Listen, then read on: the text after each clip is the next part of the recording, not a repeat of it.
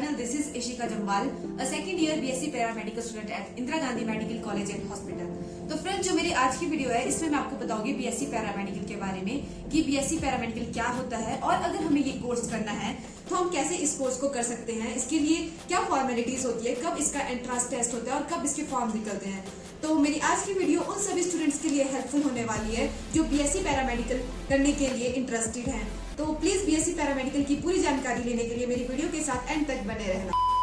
तो फ्रेंड्स, शुरू करते हैं हम आज की वीडियो बिना किसी देरी के। तो सबसे पहले मैं आपको बता देती हूँ कि पैरामेडिकल होता क्या है। So, para means support. So, paramedical refers to the medical services which supports health sector. Paramedical एक ऐसा फील्ड है, फिर चाहे हॉस्पिटल्स हो, क्लिनिक्स हो या पैरा क्लिनिक्स हो या डायग्नोस्टिक सेंटर्स हो, हर जगह पैरामेडिकल स्टाफ की नीड होती है। बीएससी पैरामेडिकल एक प्रोफेशनल कोर्स है जो कि मेडिकल हेल्थ सर्विसेज को सपोर्ट करता है, but do not require a fully qualified doctor. These services can also be termed as allied health services or pre-hospital and emergency services. वैसे तो paramedical में बहुत कोर्सेज आते हैं जैसे कि MLT, radiology, radiotherapy, physiotherapy, optometry, anaesthesia या cardiac care technology etcetera etcetera. But मैं इस वीडियो में सिर्फ हिमाचल प्रदेश के गवर्नमेंट मेडिकल कॉलेजेस में जो पैरामेडिकल कोर्सेज होते हैं उन्हीं पर फोकस करूंगी। कोर्सेज के बारे में बताने से पहले मैं आपको बता देती हूँ कि हिमाचल प्रदेश में सिर्फ 2 मेडिकल कॉलेजेस हैं जिनमें पैरामेडिकल कोर्स होता है। First is Indira Gandhi Medical College Shimla and second is Doctor Rajendra Prasad Government Medical College Tanda at Kangra. So basically there are 4 paramedical courses. First is medical laboratory technology, second is radio diagnosis and radiotherapy, and third is anesthesia and operation theatre technology, and fourth one is renal dialysis technology. मैं अब आपको बता देती हूँ कि government seats total कितनी होती है इस कोर्स के लिए और कॉलेज वाइज किस तरह से सीट्स का डिस्ट्रीब्यूशन होता है। There are total 61 seats for this course in Himachal Pradesh and these seats are further distributed in IGMC Shimla and Dr. RPGMC Tanda. Let's discuss the seats distribution.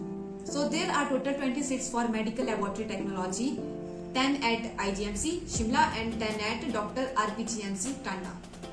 And also there are 20 seats for radio diagnosis and radiotherapy, 10 at IGMC Shimla and 10 at Dr. RPGMC Tanda. And for anesthesia and operation theatre technology, there are total 16 seats, 10 seats at IGMC Shimla and 6 seats at Dr. RPGMC Tanda.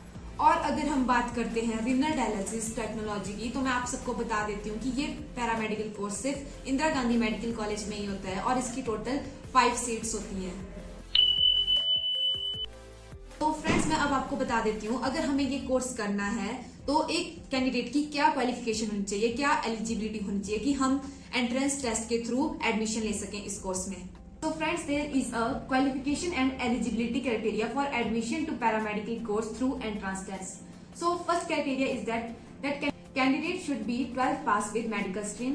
Second one is that he should belong to a Himachal Pradesh and should be a child of bona fide Himachali. And age factor is also an important factor to take admission into this course. So the candidate must be in the age group of 17 to 25 years. तो मैं आपको बता देती हूँ कि इस course का time कितना है, मतलब ड्यूरेशन कितनी है, कितने साल तक ये कोर्स होता है। तो इसका 3 साल का ये कोर्स होता है।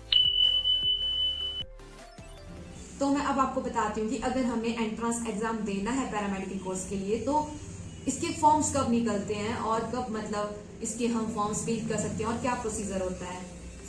जो इसके प्रोसीजर होता है टेस्ट का तो वो ऑफलाइन मोड होता है, ठीक है। तो अगर हमने ये टेस्ट देना है तो इसके जो फॉर्म्स हैं वो जनरली अगस्त के एंड में निकलते हैं, बट मे बी कोविड की वजह से थोड़ा डिले हो जाए क्योंकि जो इस साल था वो सेशन थोड़ा लेट शुरू हुआ था, तो थोड़ा डिले हो सकता है फॉर्म्स के लिए और एंट्रेंस टेस्ट के लिए। तो जो ये टेस्ट है वो कंडक्ट किया जाता है IGMC के थ्रू, ठीक है। तो जब हमने फॉर्म्स फिल करने हैं, ये ऑफलाइन मोड होता है, तो वो IGMC के स्टूडेंट सेक्शन से हमें प्रोस्पेक्टस मिलता है। जनरली इस तरीके का प्रोस्पेक्टस होता है, इसमें हमें सारी इंस्ट्रक्शंस दी जाती है कि कैसे टेस्ट कब होता है, क्या होता है इसमें और क्या सिलेबस होता है और कितने मतलब डॉक्यूमेंट्स कौन से नीडेड हैं हमारे इसके लिए टेस्ट के लिए। एंड जो भी एलिजिबिलिटी क्राइटेरिया है, जो भी मैंने आपको इस वीडियो के थ्रू बताया, वो आपको इस प्रोस्पेक्टस में भी मिल जाएगा, ठीक है। तो अभी तो फिलहाल टेस्ट का कोई मतलब एग्जैक्ट डेट नहीं है कि कब निकलेंगे कब नहीं निकलेंगे। तो अगर इसकी कोई डेट आती है मतलब तो मैं आपको अपनी वीडियो के थ्रू इन्फॉर्म कर दूंगी। और जो जो न्यू प्रोस्पेक्टस निकलेगा इस साल का तो उसमें जो इंस्ट्रक्शंस और गाइडलाइंस होंगी उसके हिसाब से आपको पूरा गाइड कर दूंगी अपनी एक अलग वीडियो के साथ। तो मैं आपको बता देती हूँ कि जनरली प्रोसीजर होता क्या है फॉर्म फिलिंग का और हमें क्या क्या डॉक्यूमेंट साथ में देने होते हैं। तो जो ये आपको प्रोस्पेक्टस मिलता है इसके एंड में जो है फॉर्म भी अटैच होता है। तो हमने वो फॉर्म निकालना होता है और जब हम उस फॉर्म को फिल कर देते हैं पूरी तरह तो फिर हमें डिफरेंट डॉक्यूमेंट्स जो है वो अटैच करने होता है, वो सेंड करना होता है IGMC स्टूडेंट सेक्शन को उस एड्रेस के थ्रू। ठीक है। तो जो डिफरेंट फॉर्म्स होते हैं वो मैं आपको दिखा देती हूँ, वो उसी क्रोनोलॉजिकल मैनर में जो है अटैच करने होते हैं जो हमारा एंट्रेंस एग्जाम का फॉर्म है, एप्लीकेशन फॉर्म। ठीक है। तो फर्स्ट में जो है हम लगाते हैं, पहले तो फॉर्म होता है। ठीक है। उसके बाद लगाएंगे हम मैट्रिक सर्टिफिकेट अपना। ठीक है। देन उसके बाद लगाएंगे हम अपना 10th+2 का सर्टिफिकेट। एंड देन उसके बाद होता है हमारा हिमाचल प्रदेश का bona fide certificate, that is HP domicile certificate. और अगर कोई मतलब कैटेगरी है किसी पर्सन की जैसे SC ST OBC तो वो उसके बाद जो है वो उस फॉर्म को अटैच करेगा कैटेगरी फॉर्म को। ठीक है। एंड देन होता है हमारा करेक्टर सर्टिफिकेट और वो होता है लेटेस्ट 6 मंथ्स का। ठीक है। और फिर अगर कोई सब कैटेगरी है जैसे कि एक्स सर्विसमैन की हो गई या फ्रीडम फाइटर हो गई या फिर अदर बैकवर्ड क्लासेस की कोई कैटेगरी है तो अगर उनका कोई फॉर्म है तो वो इसके साथ अटैच कर सकते हैं एप्लीकेशन फॉर्म के साथ। आप जो मैं कैटेगरी का बोल रही है उसको ऑफेंसिव वे में मत लेना, ये मैं आपको इसलिए बता रही हूँ ताकि मतलब आपको बेनिफिट मिल सके, जो कैटेगरी वाइज जो बेनिफिट्स मिलते हैं किसी भी कैंडिडेट को तो आप उस बेनिफिट का तो आप उन सब बेनिफिट्स का फायदा उठा सकें। ठीक है। तो फिर जब हम सारा जो फॉर्म फिल कर देते हैं और सारे डॉक्यूमेंट्स भी अटैच कर देते हैं तो फिर हम उसको सेंड करते हैं IGMC के एड्रेस पे। अगर हम उसको मतलब कहीं दूर से भेज रहे हैं तो हम उसको सेंड करेंगे मतलब पार्सल के थ्रू। ठीक है। और जो एप्लीकेशन फॉर्म है उसको हम खुद भी सबमिट करा सकते हैं IGMC के स्टूडेंट सेक्शन पे। तो अब बात आती है एडमिट कार्ड की। तो जो एडमिट कार्ड का है वो हमें खुद पता करना पड़ता है IGMC आकर IGMC के स्टूडेंट सेक्शन पे कि एडमिट कार्ड निकल चुका है कि नहीं। तो वो हमें 2-3 दिन पहले खुद आकर पता करना पड़ेगा IGMC के स्टूडेंट सेक्शन पे। और फिर जब हम जा रहे हैं टेस्ट देने तो हमें एडमिट कार्ड ले जाना साथ में कंपल्सरी है, उसके बिना हम टेस्ट नहीं दे सकते हैं। सो अब मैं आपको बता देती हूँ कि जो एंट्रेंस टेस्ट है उसका टाइमिंग होती है 2 आवर्स और सिलेबस भी मैं आपको बता देती हूँ कि क्या होता है। तो सिलेबस होता है हमारा बायोलॉजी, केमिस्ट्री एंड फिजिक्स। जो बायोलॉजी है उससे हमें जो है 40 मार्क्स का पेपर आएगा and then chemistry and physics से दोनों का 30 मार्क्स आएंगे एंड देन टोटल मार्क्स हो गए हमारे 100 मार्क्स। तो 100 मार्क्स का पेपर होगा और वो हमें 2 आवर्स में कंप्लीट करना होगा। और हाँ, मेन बात, हमें जब भी हमें पेपर अटेम्प्ट करना है तो हमें बायोलॉजी पे मेन फोकस रखना है कि क्योंकि अगर किसी भी कैंडिडेट के और किसी और कैंडिडेट के सेम मार्क्स आते हैं तो अगर बायोलॉजी में किसी के ज्यादा मार्क्स आते हैं तो प्रेफरेंस उस कैंडिडेट को मिलेगी जिसके जो बायोलॉजी में ज्यादा मार्क्स होंगे। एंड पेपर भी हमने इसी तरह से अटेम्प्ट करना है, जैसे सबसे पहले हमने बायोलॉजी पे फोकस करना है and then chemistry and then physics. बता देती हूँ कि इसमें जो है नेगेटिव मार्किंग भी नहीं होती है इस टेस्ट में कोई, तो आप मतलब टेंशन फ्री होके अच्छे से पेपर दे सकते हो इजीली।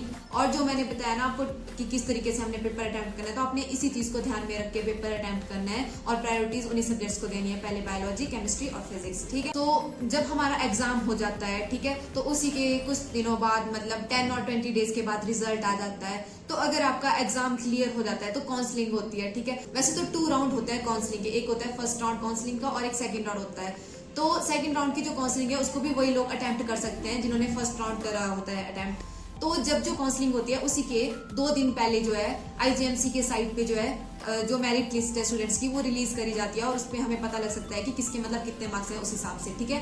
और जब मतलब काउंसलिंग होती है उसमें हमें जिनके मतलब ज्यादा मार्क्स हैं उनको प्रायोरिटी मिलती है, वो अपने हिसाब से जो कोर्स चूज करना चाहते हैं वो वाला कोर्स चूज कर सकते हैं। जिनके ज्यादा मार्क्स होते हैं और जो टॉप पे होते हैं मेरिट लिस्ट में उनको तो अपने हिसाब से जो भी वो कोर्स मतलब चूज करना चाहते हैं अपनी प्रायोरिटी के हिसाब से वो चूज कर सकते हैं। बट जिनके थोड़े कम मार्क्स होते हैं तो उनको अगर एंड में जो भी सीट मिलती है तो उनको वही सीट मिलती है।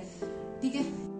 तो जब काउंसलिंग हो जाती है और जिन बच्चों को सीट्स मिल जाती है पैरामेडिकल कोर्स में तो उनको उसी दिन जिस दिन काउंसलिंग हो जाती है साथ में फीस भी सबमिट करानी पड़ती है। और जो फर्स्ट काउंसलिंग में बच्चे आए होते हैं और उनको कोई सीट नहीं मिल पाती है तो वो सेकंड काउंसलिंग भी अटेम्प्ट कर सकते हैं। बट जब वो सेकंड काउंसलिंग अटेम्प्ट करेंगे वो एक ही शर्त पे कर सकते हैं, अगर उन्होंने फर्स्ट काउंसलिंग अटेम्प्ट करी हो और जब वो हॉल लीव कर रहे हो तो उन्होंने साइन करे हो तो वो सेकंड काउंसलिंग भी अटेम्प्ट कर सकते हैं। और अगर कोई सीट खाली होती है तो उनको वो उस सीट के लिए अप्लाई कर सकते हैं। एंड जब काउंसलिंग भी हो जाती है एंड फीस भी सबमिट हो जाती है तो उसके 2-3 दिन बाद होता है मेडिकल, जिसमें जो सब बच्चे जो है मेडिकल करवाते हैं अपना, जिसमें चेक किया जाता है कि जो कैंडिडेट है वो मेडिकली फिट भी है या नहीं है। और जो मेडिकल होता है जहाँ जहाँ पे जिसको सीट्स मिली हो, जहाँ पे एडमिशन होती है, वो उन्हीं हॉस्पिटल्स में हो जाता है। जैसे टांडा वालों का आरपीजीएमसी में हो जाएगा और जो आईजीएमसी वाले हैं उनका आईजीएमसी में ही हो जाएगा। और अप्रोक्सीमेटली 2 दिन लगते हैं मेडिकल करवाने के लिए। एंड देन हमारा मेडिकल भी हो जाता है तो फिर हमें मिलता है ज्वाइनिंग लेटर और उसके बाद हो जाती है हमारी ज्वाइनिंग। तो एंड में मैं आपको सिर्फ इतना बताना चाहूंगी कि अगर आपको ये पैरामेडिकल कोर्स करना है और अगर आप इसमें इंटरेस्टेड हैं और आपको ये टेस्ट देना है, तो मैं आपको बता देती हूँ कि ये टेस्ट जो है इतना डिफिकल्ट भी नहीं होता है, मीडियम लेवल का होता है।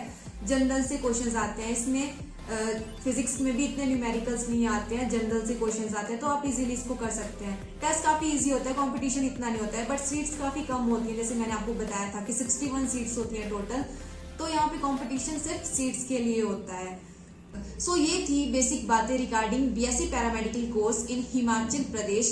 अगर मेरी तरफ से कुछ छूट गया हो तो प्लीज मेरे को कमेंट सेक्शन में जरूर बताएं, और मैंने अपनी तरफ से तो सब कुछ बताने की कोशिश करी है इस वीडियो के थ्रू। अगर फिर भी आपको कोई क्वेरी है तो आप मेरे को कमेंट सेक्शन में पूछ सकते हो, और अगर आपको कोई डाउट हो तो मुझसे प्लीज जरूर पूछें। और अगर आपको फिर भी कोई और क्वेरी है तो आप मेरे को इंस्टाग्राम पर भी फॉलो कर सकते हो, और इंस्टाग्राम पे भी मेरे को पर्सनली डीएम कर सकते हो, मैं आपको जरूर रिप्लाई करूंगी और आपके कोई भी डाउट्स होंगे और कोई भी क्वेरीज होंगे उनको क्लियर करने की कोशिश करूंगी। ठीक है, so thank you so much for watching my video. मिलते हैं जल्दी आपसे नेक्स्ट वीडियो में। Till then bye bye, take care, stay safe and stay at home.